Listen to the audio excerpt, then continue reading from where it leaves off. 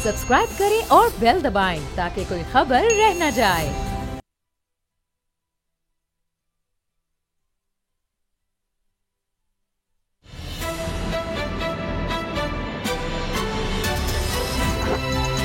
अब पता चला। बिस्मिल्लाहिर्रहमानिर्रहीम, अस्सलाम वालेकुम। मैं हूं मोहम्मद उसामा गाजी और आप देख रहे हैं अब पता चला।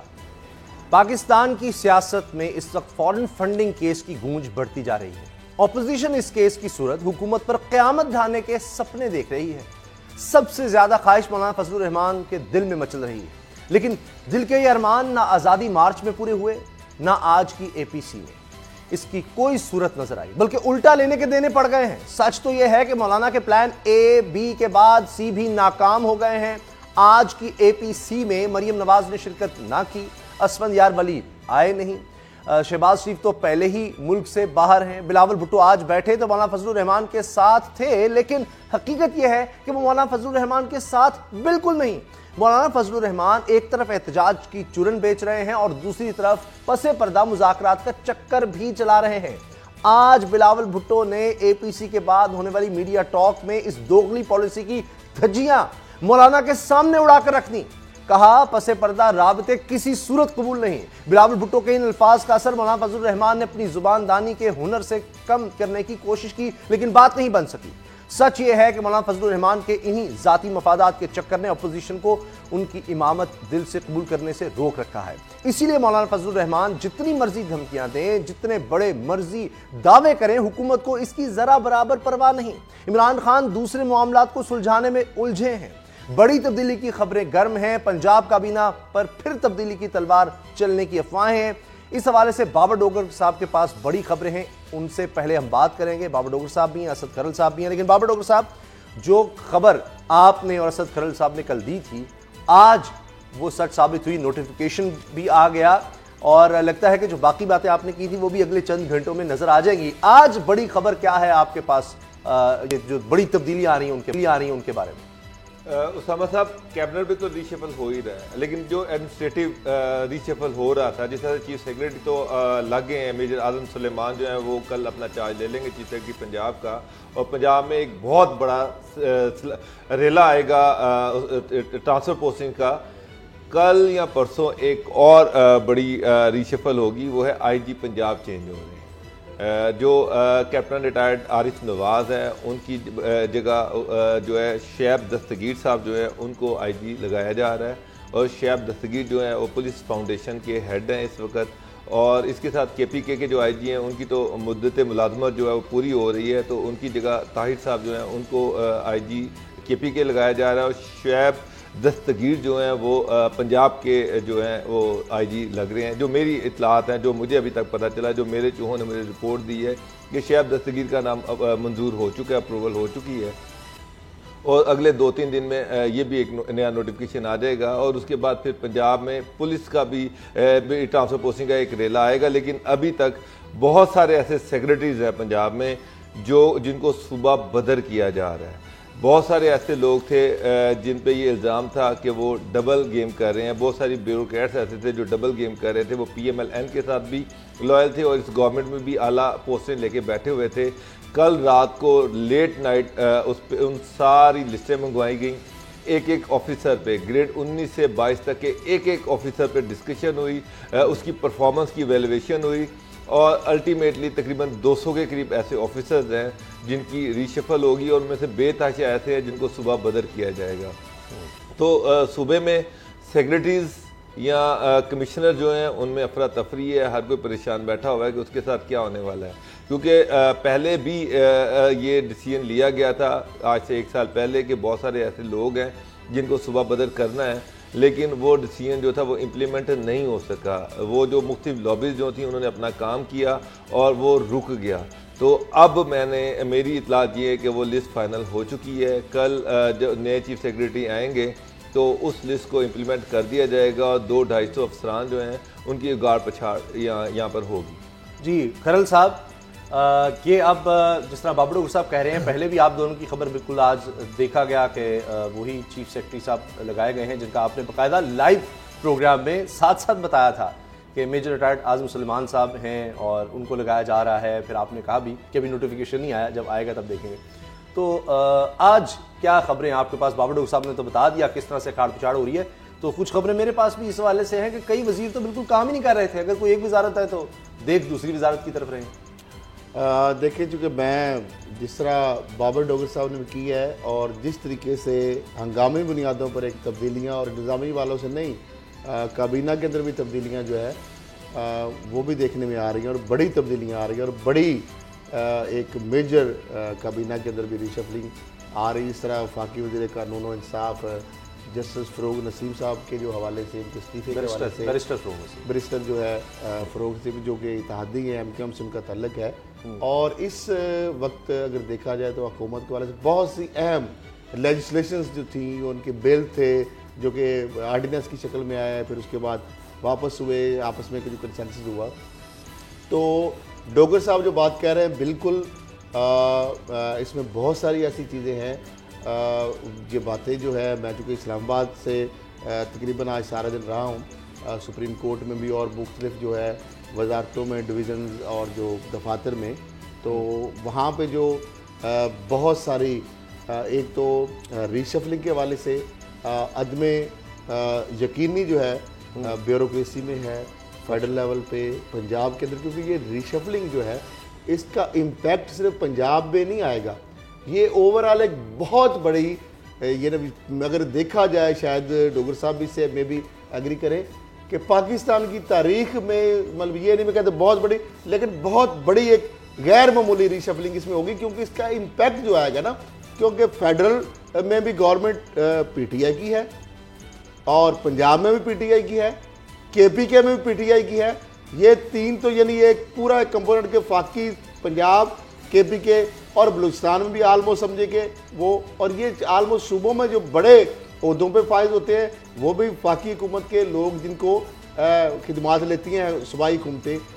तो इस तरह की मेजर रीशफलिंग की जो रुकावट एक बनती थी, चीज़ें माजी में इम्प्लीमेंट नहीं होती थी, उसकी एक बड़ी वजह ये होती थी कि इस तरह नहीं होता था कि एक वफाक में वो हुकूमत है और सूबों में भी तकरीबन जिस तरह आप सिंध के सिवा तकरीबन तमाम सूबों में PTI का ही इन्फ्लुएंस है, तो सिंध को भी इवन के बाद दफ़ा IG और चीफ सेक्रेटरी लेवल पे इस तरह भी अभी भी और हमेशा होता है कि इस तरह की वफाक को भी कॉन्सेंट में बेशक 18th अमेंडमेंट में लेना पड़ता है। बाकी भी अहम कुछ ऐसी पोस्ट्स होती हैं, आइनी अहदे होते हैं इस तरह। और मामला ये है कि ये जो 200 के करीब जो डोगर साहब ने बताए हैं और ये जो सारे मामला हो रहे हैं, ये जो एक ट्रांसफ़र पोस्टिंग के वाले से, IG साहब के वाले से है। बहरहाल मेरे लिए एक बड़ी एक सरप्राइजिंग और न्यूज़ थी कि आज काफ़ी मुख्तलिफ चीज़ों के ऊपर आई हैं।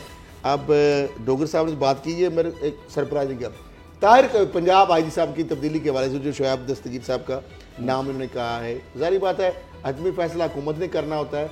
एक मतलब जिस तरह खबरें आ रही हैं चीज़ें, ताहिर खान साहब जो है, जो ताहिर साहब जो है IG KPK के हवाले से लगाने के हवाले से, ये मेरा ख्याल है जो मैं समझता हूँ कि काफ़ी हद तक इसमें जो मैं समझता हूँ कि मुझे लग रहा है कि ये तो बिल्कुल इसमें आलमोस्ट फैसला हुकूमत कर चुकी है। अच्छा, बाकी जहाँ तक मेजर रिटायर्ड आजम सुलेमान साहब के हवाले से, वो आलमोस्ट जिस तरह यहाँ पे एक रीशफलिंग जो ओहदों की बात, इसमें नो डाउट कि नून लीग के जिस तरह एक पूरी लिस्टें हम बताते रहे हैं कि जो शहबाज शरीफ साहब के दौर में 10 साल के दौर में जो मरकज़ में उनकी हुकूमत 5 साल भी रही, 10 साल में पंजाब की रही, तो जो मरकज़ और पंजाब के अंदर जो नवाज शरीफ साहब के एज ए प्राइम मिनिस्टर के करीबी हलकों में या जिनका शहबाज शरीफ साहब के और प्यारों में अहम ओहदों पे लुक्रेटिव पोस्टों में इंजॉय करने वाले जो ऑफिसर्स हैं, वो आज भी उसमें से 80-90% लोग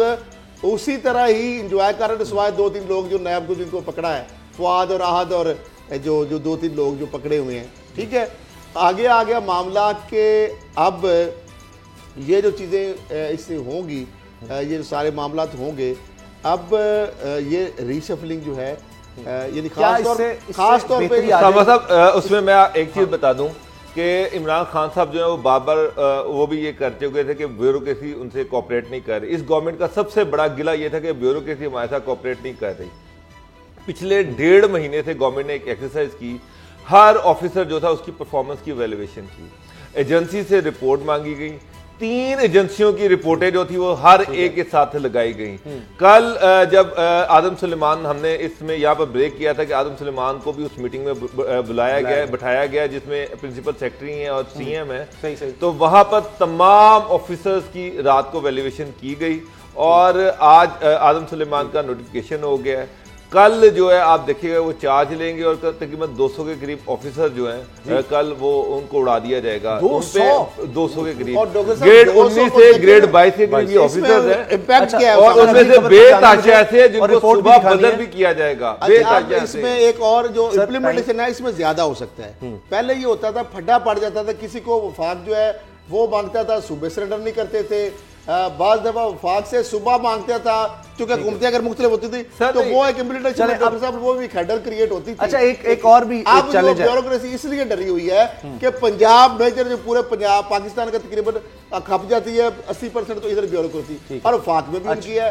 तो अब ये है कि उनको ये खौफ इसलिए है कि पीटीआई हुकूमत अगर वो हिट लिस्ट पे आ गए हैं पंजाब के हवाले से तो समझें कि वो काले पानी। अच्छा, एक और चैलेंज है वो है फॉरेन फंडिंग केस का। तो ये तरीके इंसाफ आपको ही नहीं है, ये अब नून लीग और पीपल्स पार्टी को भी है। अब जुम्मे को आगे दोबारा स्क्रूटनी कमेटी का इजलास होना है, सूरत हाल दिलचस्प होती चली जा रही है। पहले हम रिपोर्ट देखते हैं, उसके बाद इस पर बात करते हैं।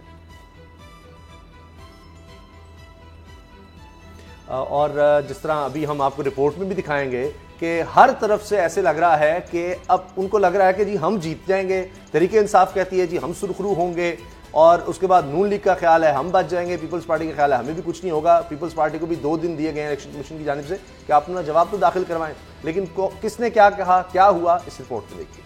अच्छा, तो खरल साहब, ये तो पहले ऐसे कहा गया, मौलाना ये बातें भी कर रहे थे कि जी बस ये जो इलेक्शन कमीशन में मामला गया है ना, यहीं से हुकूमत चली जाएगी, ये तहरीक इंसाफ कलदम हो जाएगी और उसके बाद इमरान खान साहब, सारे वज़रा, सारी पार्टी ही खत्म हो जाएगी। लेकिन अभी तो बड़े मराहल बाकी हैं, अभी तो स्क्रूटनी कमेटी फैसला देगी या सिफारिशात, बल्कि फैसला तो आएगा इलेक्शन कमीशन का, उसके बाद मामला वफाकी हुकूमत के पास ही जाना है और वफाकी हुकूमत ने फैसला करना है कि जनाब इस जमात के बारे में क्या करना है, नोटिफिकेशन क्या गजट में आना है इसका कि फॉरेन फंडिंग वाकई से लिया। अब वो हुकूमत भी तहरीक इंसाफ की है, फिर सुप्रीम कोर्ट में भी मामला जाता है।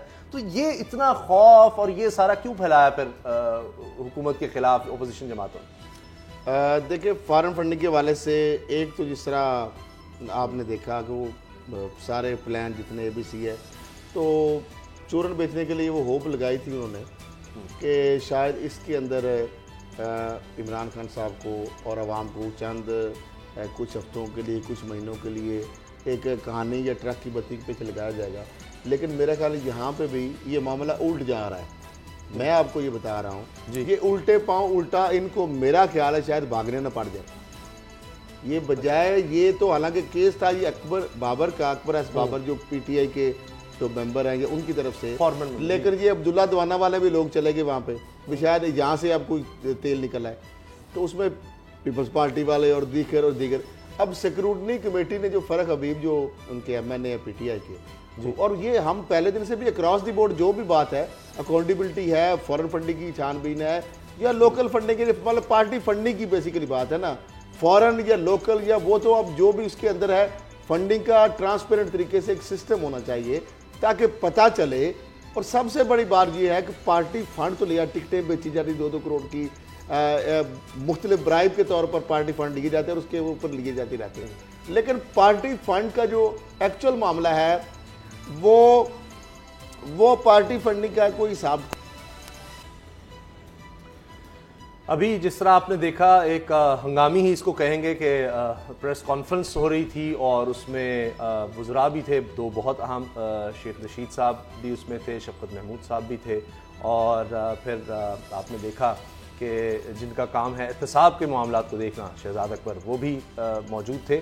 और इसमें बताया गया कि वफाकी काबीना ने जो अहम फैसला किया है, अब दोबारा से ये समरी कहा जा रहा है अभी तक कि जी सदर को भिजवाई जाएगी काबीना की मंजूरी के बाद। और शफकत महमूद साहब ने इसमें सब बताया है कि किस वजह से आर्मी चीफ को ये एक्सटेंशन दी गई, जो हालात उन्होंने बताया कि जिस तरह LOC पर देख रहे हैं, भारत की तरफ से जो हमला करने की पाकिस्तान पर कोशिश हुई, जिस तरह फिर भारत का जहाज़ गिराया गया, अभिनंदन वाला मामला, और जिस तरह भारत धमकियां दे रहा है, मुसलसल उनके वज़रा धमकियां दे रहे हैं कि एक जंग का माहौल पैदा कर रहे हैं, तो उसमें एक तसलसल की ज़रूरत थी। और एक और बड़ी खबर ये जिस तरह आपने देखा सामने आई है कि बैरिस्टर फ़रोग नसीम साहब ने इस्तीफ़ा दे दिया है और अब वो वज़ीर कानून नहीं है, लेकिन कल वो वकील के तौर पर पेश होंगे सुप्रीम कोर्ट में और आर्मी चीफ को वो रिप्रेजेंट करेंगे। तो ये बताएं असद खरल साहब कि विफाकी काबीना में जो पहले हम कह सकते हैं कुछ गलतियां होंगी या तकनीकी मामलात कुछ रह गए थे, तो अब वो दूर कर लिए गए हैं जिस तरह हमें नज़र आ रहा है, जो वज़रा ने इस प्रेस कॉन्फ्रेंस में जो कुछ कहा उसके बाद। बिल्कुल मेरा ख्याल है जो रिजर्वेशंस थी, जो उसमें कोई चीज़ें पॉइंट आउट की गई थी शायद, और जिस वजह से ये एक मामला हुआ, मेरा ख्याल है ये जो वफाकी काबीना का इजलास है, इसके अंदर कुछ लूप होल्स थे और उनको दूर कर लिया गया है। ख़ास तौर पे उसमें आर्मी जो एक्ट रेगुलेशंस है उसमें 254 एक तो तोसीक के वाले से बात हो रही है, उसको समरी बना के आर्डिनेंस के वाले से भेजा जाएगा अदालत की मामलत के लिए। लेकिन बड़ी डेवलपमेंट भी कुछ सामने आई हैं कि वज़ीर कानून इंसाफ जो है बैरिस्टर फ़रोग नसीम साहब, आज उन्होंने बाकायदा इस्तीफ़ा पेश कर दिया है और उसको कबूल भी कर लिया गया है। और ये भी कि कल जब चीफ ऑफ आर्मी स्टाफ की मुलाजमत में तोसीक के हवाले से जो केस है, उसमें वो attorney general of Pakistan Anwar Mansoor साहब की मुआवनत करेंगे बाकायदा इस हवाले से, क्योंकि इस केस में एज ए वजीर कानून और इंसाफ के ओहदे की बजाय वो मुआवनत करेंगे। अब मामला ये कि यहाँ पे ये जो और ये आर्डिनेंस के लिए और ये समरी बाकायदा प्रेसिडेंट की तरफ इस तरह की चीज़ें आ रही हैं। बाबर साहब, इसमें जो बात हो रही है वो ये कि पहले जिस तरह जजमेंट जो फैसला आया है, अभी तक जो ऑर्डर आया है सुप्रीम कोर्ट का, अब ये सो मोटो केस बन चुका है, कल भी इसकी हियरिंग होनी है, उसमें यह था कि पहले वज़ीर आज़म की तरफ से आ गया, फिर सदर के पास गया और काबीना को कहा गया कि जी 11 लोगों की उसमें मंजूरी थी, बाकी लोगों की नहीं थी। अब तो इसका मतलब है कि पूरी काबीना का बाकायदा इजलास हुआ, उसमें दोबारा इस चीज़ को देखा गया, अब समरी, तो अब फिर इसके बाद तो शायद कोई बात मजीद रह नहीं जाएगी। उसामा साहब, आज जो सुप्रीम कोर्ट में चीफ जस्टिस ऑफ पाकिस्तान जो हैं, उन्होंने आर्मी चीफ की जो एक्सटेंशन थी उस हवाले से कुछ रिजर्वेशन और ऑब्जर्वेशन दी हैं। उसमें ये था कि कुछ टेक्निकल इश्यूज थे कि समरी की एक्सटेंशन के हवाले से। उसमें एक ये था कि इसको प्रेसिडेंट ऑफ पाकिस्तान जो है वो एक्सटेंशन दे सकते हैं, नोटिफिकेशन वो कर सकते हैं, प्राइम मिनिस्टर नहीं कर सकते। सेकेंडली, काबीना की जो अप्रूवल है वो एक ब्लैंकेट अप्रूवल होनी चाहिए, एक वो इशू था। और ये था कि 3 साल की जो मुद्दत में तोसीक की जा रही है वो क्यों इनएविटेबल है। तो आज ये जो कैबिनेट का अभी थोड़ा जो इजलास हुआ है, ये जो इमरजेंसी इजलास हुआ है, उसमें इन तीनों इश्यूज को एड्रेस करने की कोशिश की गई है। पहला ये है कि जो बाकायदा तौर पर एक समरी तैयार की जाएगी, प्राइम मिनिस्टर हाउस से वो प्रेसिडेंट के पास जाएगी, प्रेसिडेंट उसकी अप्रूवल देंगे और नोटिफिकेशन करेंगे। दूसरा जो है वो अभी वो बता दिया गया कि जो सूरत हाल है, कंट्रोल लाइन पर जो सिचुएशन है, कश्मीर के वाले से जो सिचुएशन है, और जिस तरह से मुल्क एक हालत जंग में है, रोज़ाना कंट्रोल लाइन पे गोलाबारी हो रही है, तो इन हालात में एक तजर्बाकार आर्मी चीफ की हमें ज़रूरत है जो सिचुएशन को कंट्रोल कर सके और इस तरह से जो है वो अपनी मुद्दा जो है वो उसको कंटिन्यू कर सकें। और कैबिनेट के हवाले से आज कैबिनेट ने कंसेंसस के साथ, अब जो सबसे अहम है वो कैबिनेट ने कंसेंसस के साथ उनकी जो एक्सटेंशन थी उसको अप्रूवल दे दी है। तो वो जो अनॉमलीज थी वो आज दूर हो गई हैं। अब लॉ मिनिस्ट्री जो है वो कल सुप्रीम कोर्ट ऑफ पाकिस्तान जो है उसमें ये सारी चीजें और उसमें जो लॉ मिनिस्टर है वो अटॉर्नी जनरल की मावनत करेंगे इस सारे इशू में। अच्छा, लेकिन इसमें ईरान कुन बात यह है कि जो लॉ मिनिस्टर है, लॉ जस्टिस कानून इंसाफ के जो इत्तेहादी हैं बैरिस्टर फ़रोग नसीम साहब, उनकी बाकायदा कारकर्दगी को बाकायदा खराज तहसीन भी पेश किया गया वहाँ पे। यानी इस्तीफ़ा मुझे समझ नहीं आ रही कि किस तरह नाराजगी है, सपोर्ट है, टेक्निकल की पेश नहीं हो सकती। वो क्लियर कर दिया ना कि वो कल वो आगे चीफ के बिहाफ पर पेश होंगे। तो आप जब कॉन्फ्लिक्ट ऑफ इंटरेस्ट आ जाता है कि आप लॉ मिनिस्टर भी हैं और इसके साथ साथ आप आर्मी चीफ के बिहाफ पर पेश भी हो रहे हैं, तो दोनों चीजें इकट्ठी नहीं चल सकती। चलिए जी, ब्रेक का वक्त है ब्रेक लेते हैं और ब्रेक के बाद पता चले में कहीं कहीं मत जाइएगा।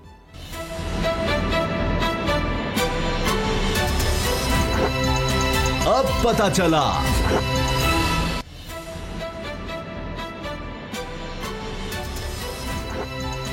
अब पता चला। ब्रेक के बाद खुशामदीद। अभी जो सबसे बड़ा फैसला सामने आया है काबीना की तरफ से कि नई समरी मूव की जा रही है, अब जो सदर को भेजी जाएगी और सदर उसको मंजूर करेंगे। ये थोड़ा सा इस मामले पर हम बात कर लेते हैं कि असल में हुआ क्या। आज जब ये खबर आई कि आर्मी चीफ की मुलाजमत में तोसी का नोटिफिकेशन मुअत्तल कर दिया सुप्रीम कोर्ट में, तो फिर उसका इस के हवाले से जो ऑर्डर आया उसमें भी डिटेल में लिखा हुआ था कि कहाँ कहाँ तकनीकी सुकुम रह गए थे। मसलन ये कि वज़ीर आज़म ने पहले वज़ीर आज़म की तरफ से नोटिफिकेशन आ गया, जबकि उसमें सदर की तरफ से आना चाहिए था। तो उसमें फिर ये किया गया कि बाकायदा सदर साहब को भेजी गई फिर समरी और उनकी तरफ से फिर नोटिफिकेशन आया। लेकिन उसमें यह हुआ कि जी क्या काबीना से मंजूरी ली गई थी, क्योंकि वज़ीर आज़म अगर कोई फैसला करता है तो कानून यह है कि वज़ीर आज़म अकेला नहीं कर सकता, काबीना से मंजूरी लेनी है। तो उसमें कुछ अरकान के दस्तखत उसमें नहीं थे। तो इस वजह से अब वो सारे सुकून ऐसे लग रहा है कि हुकूमत ने कोशिश की है कि वो सब दूर कर ली जाए। मिसाल के तौर पर पूरी काबीना को बुलाकर उनसे मंजूरी ली गई, एक नई समरी अब मूव कर दी गई है और काबीना ने इसको मंजूर कर लिया है, अब वो सदर के पास जाएगी। यही नहीं, इसके अलावा एक और चीज़ जो पॉइंट आउट की गई थी कि ये पूछा गया था कि रूल्स में बताएं कि इस तरह से आर्मी चीफ को तौसीह दी जा सकती है। तो अब वो उन्होंने कहा है, अभी वज़रा ने भी ये बात कही है कि काबीना ने अदालती मुआवनत के लिए रूल्स में भी तब्दीली कर दी है और अब जिन रूल्स के तहत इस तरह की तैनाती की जाती है, 255 है उसका सेक्शन, तो उसमें तरमीम की गई है और तौसीह का लफ्ज़ उसमें अब शामिल कर दिया गया है। तो बाबर डोगर साहब, अब इसका मतलब है कि काफ़ी इस पर पूरा देख कर, और जाहिर है जो सुप्रीम कोर्ट का फैसला सामने आया था जो ये नोटिफिकेशन मुअत्तल होने पर, उसको देखते हुए, उसकी पूरी गाइडलाइंस को देखते हुए, जो बातें उसमें कही गई थी, जिन चीज़ों की निशानदेही की गई थी, तो अब कोशिश ये की गई है कि वो उन सब चीज़ों को ध्यान में रखते हुए, ध्यान रखते हुए अब एक नया नोटिफिकेशन जारी किया जाए। उसामा साहब, सुप्रीम कोर्ट ने आज जो रिमार्क्स दिए हैं तो उसमें कुछ टेक्निकल फ्लॉज थे जिसको उन्होंने मेंशन किया गया, जिसको ऑब्जर्व किया गया कि आर्मी चीफ की एक्सटेंशन की समरी में कुछ टेक्निकल फ्लॉज थे। पहली बात ये कि वो किस कानून के तहत उनको एक्सटेंशन दी जा रही है, और सेकेंडली ये था कि ये एक्सटेंशन प्रेसिडेंट ऑफ पाकिस्तान देते हैं, तो प्राइम मिनिस्टर क्यों दे रहे हैं। तो आज जो कैबिनेट थी, कैबिनेट ने अपनी मीटिंग में वो जो टेक्निकल फ्लॉज थे, वो जो टेक्निकल इब्हाम था, जो टेक्निकल अनॉमलीज थी, उनको आज दूर कर दी है।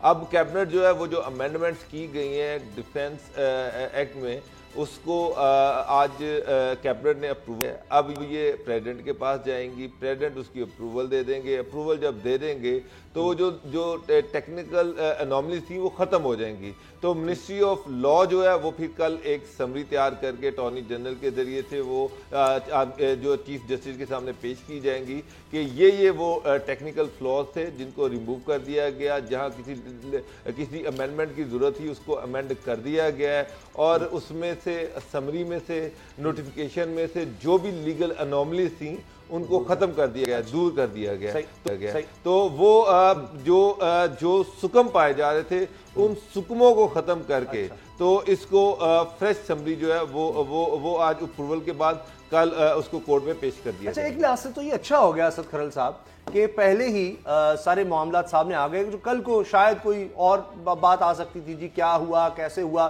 क्योंकि माजी में तो पीपल्स पार्टी के दौर में ऐसा हो चुका है कि तौसीह मिल गई थी जनरल इशफाक परवेज कियानी साहब को, लेकिन फिर कोई मसला ना आ जाता। तो अब एक दफ़ा ही इस सारी चीज़ को देख लिया गया है। और इसमें ये चीज़ भी वाज़ेह कर दें खरल साहब, क्योंकि आपको इस चीज़ का ज़्यादा बेहतर पता है कि अगरचे नोटिफिकेशन सदर की तरफ से आना है आइन के तहत, लेकिन इख्तियार वज़ीर आज़म का ही है कि मुद्दत मुलाजमत में तौसीह देनी है या आर्मी चीफ को अपॉइंट करना है। तो ये इख्तियारात तमाम वज़ीर आज़म के पास हैं, सिर्फ उनकी तरफ से जो रिकमेंडेशन जाती है, तो नोटिफिकेशन कह लें वो सदर नहीं देना है और उसने मंजूर हर सूरत करना है।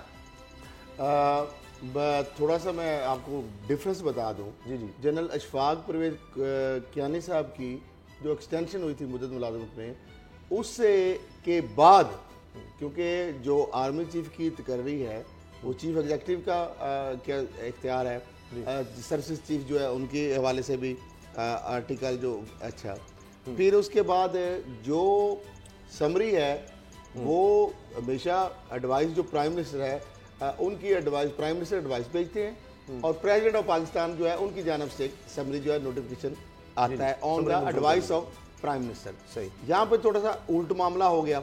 अच्छा, तीसरी चीज़ जो इख्तियार प्राइम मिनिस्टर को है वो आर्मी चीफ की मुद्दत मुलाजमे तुसी के हवाले एक्सटेंशन के हवाले से वो सवाबदीदी इख्तियार के तौर पर हालात गैर मामूली अगर हों तो वो कर सकते हैं। लेकिन इसमें एक इशू क्या जो मैं समझता हूँ कि ना तजर्बाकारी इसमें थोड़ी सी हुई है कि जो मैं एक्सपेक्ट नहीं कर रहा था इस तरह का एक बहुत सारे जो फलाज खाक मखाब हैं जो वही डोगर साहब ने कहा है कि उस नोटिफिकेशन में जो कि अभी ठीक कर लिए गए हैं और इतना बड़ी बात नहीं थी और ये मैं समझता हूँ बहुत एक अच्छा हो गया है और पाकिस्तान के लिए, मुल्क के लिए, इंस्टीट्यूशन के लिए इसमें एक उसामा से वजह है क्योंकि जो कियानी साहब की एक्सटेंशन के बाद एक फैसला सुप्रीम कोर्ट का बड़ा लैंडमार्क जजमेंट आई थी जिसमें फाइनेंस बजट के एक प्राइम मिनिस्टर के इशू, हुकूमत फेडरल और डिफरेंशिएट किया था कि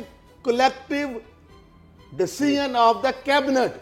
जिस तरह इवन के ईसीएल के मामलात में भी पहले तो इवन के इंटीरियर मिनिस्ट्री कर लेती थी, कैबिनेट उसमें इन्वॉल्व नहीं होती थी, एक सिर्फ मिनिस्ट्री के लेवल पे वो सारा डिसीजन लिया जाता है। इस तरह प्राइम मिनिस्टर बहुत सारे मामला जो है वो कर लेते हैं। अच्छा, नवाज शरीफ सब कर लेते। यहाँ पे मामला ये है कि ये टेक्निकली लीगली उस सुप्रीम कोर्ट की जजमेंट के बाद ये जब तक वफाकी कैबिनेट जो है उसकी अप्रूवल के बगैर वजीर आजम जो है मैं समझता हूँ उनको ये समरी ये या इस तरह इख्तियार नहीं था। समरी वो जारी वन मैन जो शो जो नवाज शरीफ साहब जिसको सुप्रीम कोर्ट ने उड़ा दिया कि प्राइम मिनिस्टर जो है इसमें वन मैन शो नहीं हो सकता। इसमें एक चीज जो है ना, एक चीज जो है कैबिनेट का डिसीजन आर्टिकल हुकूमत का फैसला माना आर्टिकल 243 जो है कॉन्स्टिट्यूशन का, अब उसमें लिखते हैं कि the president shall on the advice of the prime minister appoint the chairman joint chief of staff committee, chief of army staff. अच्छा, ये जो प्रेसिडेंट का अख्तियार है कि on the advice of the prime minister, ये तीनों सर्विसेज चीफ को एडवाइस करेंगे और उसकी बुनियाद पर प्रेसिडेंट जो है वो उस समरी को अप्रूवल देंगे। तो अब जो आज चीफ जस्टिस ऑफ पाकिस्तान का जो उन्होंने जो रिमार्क्स में जो एक अनॉमली को पॉइंट आउट किया, टेक्निकल फ्लॉ को पॉइंट आउट किया, वो यही था कि प्राइम मिनिस्टर जो है वो नहीं कर सकते, इसके लिए प्रेसिडेंट के पास ये नहीं। डॉक्टर साहब इसमें बड़ा छोटा सा एक आपकी नहीं उसमें नहीं, इसमें एक नुक्ता जो है, एक नुक्ता इसमें बहुत बड़ा एरर था। एरर ये था, आपने जो पढ़ा अभी आर्टिकल 243, ये इख्तियार है उनकी तकर्री का इख्तियार है कि services chief, army chief, naval chief और एयर चीफ जो है उनकी तकर्री का इख्तियार है। प्राइम मिनिस्टर की एडवाइस पे प्रेसिडेंट शैल वो एडवाइस करेंगे। सही, यहाँ पे मामला है उनकी एक्सटेंशन का, इसीलिए वो तसीब वाला जो वर्ड है ना वो आर्मी रेगुलेशन रूल्स में भी आप तरमीम कर दी गई। 255 जो एक्ट है आर्मी रेगुलेशन रूल में, वो इसमें मिसिंग था, एम्बिग्विटी थी और इसीलिए जब कानून का इस तरह का मामला आता है तो उसकी हमेशा तशरीह के लिए आपको सुप्रीम कोर्ट ही जाना पड़े। सुप्रीम कोर्ट की मेरे ख्याल में तशरीह जो है उससे पहले ही वो जो क्या है एक तो उन्होंने कर दी और मैं समझता हूँ ये एक एरर भी समझते हैं और मुझे नहीं समझ आती कि ये एक चीज जो है जिस तरह 243 डॉक्टर साहब आपने पढ़ा है तो उसके तहत तो तकर्री का है, इसीलिए तो सी का जो वर्ड है अगर उसमें ऐड हो जाता है तो देन ये है कि तकर्री के साथ तो सी के साथ भी इसी तरीके से प्रोसीजर अडॉप्ट किया गया। सी का वर्ड जब आएगा इदारे हैं वो सारे इसमें समरी में सी के वर्ड की अमेंडमेंट की जाएगी और वही समरी अप्रूव हो जाएगी। ये इसकी कैबिनेट का फेडरल का आ गया डिसीजन, वो तौसीक का भी इजाफा हो गया, भी आ गया, काबीना से भी अप्रूवल हो गई, अब सदर की तरफ से भी नोटिफिकेशन प्रॉपर्ली आ जाएगा। अच्छा बाबर साहब, आप जो बात कहना चाह रहे हैं मैं उसमें एक चीज ऐड कर दूं कि अभी जिस तरह फरूक नसीम साहब के इस्तीफे की बात आई तो सब कुछ हो गया। मैं देख रहा था कहीं लग रहा है कि जनाब वो वज़ीर आज़म ने बड़ी डांट पिलाई फरूक नसीम को और ये हो गया वो हो गया आते ही है, और जब ये इस्तीफे की खबर आई तो फिर लोगों ने कहा देखा वो जनाब नाराज होकर इस्तीफा दे दिया। साथ ही उन्होंने क्लियर किया कि जनाब ये इस्तीफा इसलिए दिया गया कि वो आर्मी चीफ के वकील के तौर पर पेश होंगे। और तो हमारे हम उसामा साहब अभी हमने प्रोग्राम में आप डिस्कस कर चुके हैं, पहले मैं देख चुका था वापस आ जाएंगे। ये अभी आपने शायद कहा था कि गुजारिश कर, प्रोग्राम से पहले मैं देख रहा था कि ये बात आई थी कि डांट पिलाई गई और मैंने एप्रिसिएशन की बात की है, मैंने कहा एप्रिसिएशन भी अब हुई है, लेकिन प्रोग्राम से पहले मैं अर्ज कर रहा हूं कि इस तरह इदारों में जैसे पता नहीं कितना तसादुम हो गया। ऐसी कैसी बात है, ये जो एक इवेंट था इसको जो एंटी स्टेट जो लोग हैं, जो पाकिस्तान दुश्मन जो कूदते हैं, जो इदारों के हवाले से, जो पाकिस्तान के इदारों की बालादस्ती के जो खिलाफ हैं, जो पाकिस्तान के इंस्टीट्यूशन को मजबूत नहीं होना देखना चाहती, जो चाहते हैं कि ऐसा कुछ सादम की सूरत पैदा हो रही है जिस तरह के मुख्तलिफ, वो इतनी खुश फहमियों का शिकार हो गए। अफवाह साज एक फैक्ट्रियां जो है वो शुरू हो गई सोशल मीडिया पे। ये मैं समझता हूं कि ये इतना जबरदस्त ये गवर्नमेंट का और ये जो इसमें जो आया उन्होंने जो वफाकी काबीना की एक्ट में तब्दीली आई कि एक जो फलाह था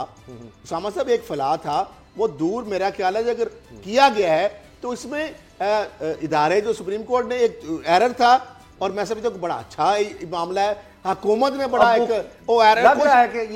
जो लोग तो कलाबे पता नहीं कहां से कलाम मिला रहे थे, अब यहाँ से भी गुब्बारे से मेरा ख्याल हवा ये फिर वही है जो एक्सप्लॉइटर है, जो नेगेटिव एलिमेंट्स है, पाकिस्तान मुखालिफ होते हैं, मेरा ख्याल अब फिर उनको मुंह की खाना पड़ेगी। जो सोच रहे थे क्या हो जाएगा। बाबर साहब ऐसा क्यों होता है कि अगर एक मामला गया है सुप्रीम कोर्ट ने उस पर लिख दिया है, फिर उसको आउट ऑफ प्रोपोर्शन अजीब और गरीब एंगल दिए जाते हैं जी अब तो ये भी हो जाएगा, अब तो वो भी हो जाएगा, अब सब गए, अब सब फारिग, पता नहीं क्या ये हो गया वो हो गया। जो लिखा हुआ है उसको पढ़ तो लो। उसामा साहब ख्वाहिशात हैं, विजुअल थिंकिंग हैं। बाज लोग ये साबित करने पे तुले हुए हैं कि गवर्नमेंट और पाकिस्तान आर्मी एक पेज पर नहीं है। हालांकि बार बार DGISPR इस चीज को क्लैरिफाई कर चुके हैं कि कोई भी डॉक्टर साहब एक नया पाकिस्तान के अदारे एक इलेक्टेड गवर्नमेंट के पीछे खड़े हुए हैं, भरपूर तरीके से उसको सपोर्ट कर रहे हैं, जो आईनी और कानूनी जिम्मेदारियां उसको पूरा कर रहे हैं। अब कुछ पॉलिटिकल पार्टीज और कुछ ऐसे पाकिस्तान के दुश्मन हैं जो जिनकी ये ख्वाहिश है, जिनकी ये विजुअल थिंकिंग है कि जो सेम पेज वाला इशू है इसमें वो साबित कर सके, देखे जी ये सेम पेज पे नहीं है और ये हालांकि आज कैबिनेट ने साबित कर दिया कि दोनों एक पेज पर है। तीसरा इशू डालने की कोशिश सुन ले, तीसरा ये था कि ये आज जो एक आईनी मामला था, एक उनके पास तशरीह के लिए मैटर गया क्योंकि फलाह था। जब सुप्रीम कोर्ट में हर बंदे का एक राइट है कि ये चीज है, एक फलाह है, तशरीह के लिए उनके पास जाना पड़ेगा ना, तशरीह का वर्ड इसलिए इजाफा किया गया, उसमें ये एरर था, मिसिंग लिंक्स था।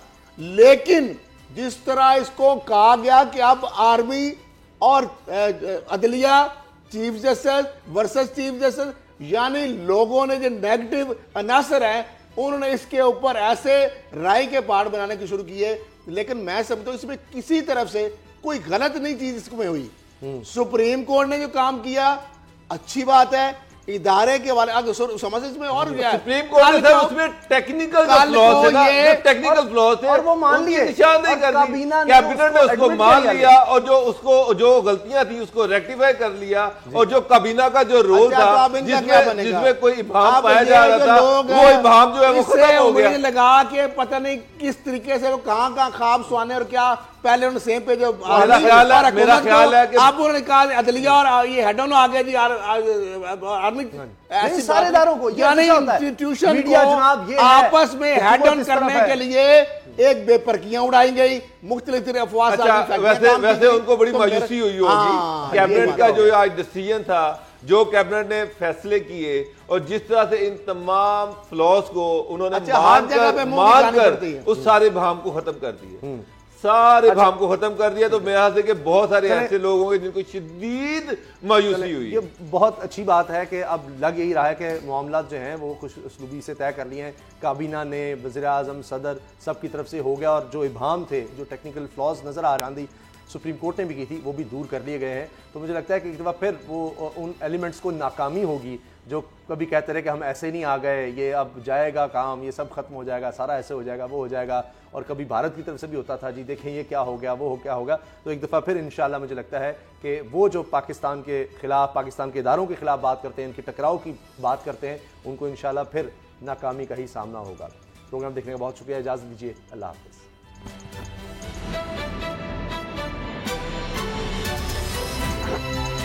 अब पता चला। सब्सक्राइब करें और बेल दबाएं ताकि कोई खबर रह न जाए।